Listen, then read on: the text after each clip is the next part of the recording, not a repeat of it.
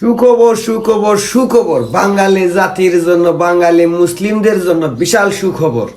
Saudi আরব থেকে বাঙালিদের ধরে ধরে গাড় ধরে বের করে দিচ্ছে। অলরেডি বাংলাদেশে আসা শুরু হয়ে গেছে।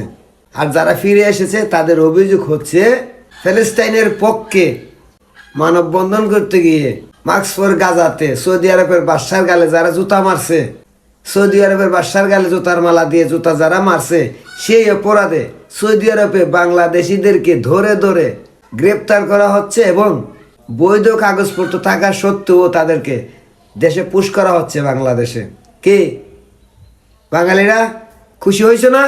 এই সুখ অবশ্যই না। আমি আগেই বলছিলাম যে সৌদির বাদশার গালে জুতা মারো নাই, বাঙালি জাতির রেমিডেন্সের গালে, সৌদি আরবে প্রবাসীদের গালে জুতা মারছো, প্রমাণ হচ্ছে। তো আরো পাবা সুখবর। তোমাদের মতো কিছু নামদারি মুসলমানদের জন্য আজকে সৌদি প্রবাসী ভাই বোনদের কপালে শনির বাস।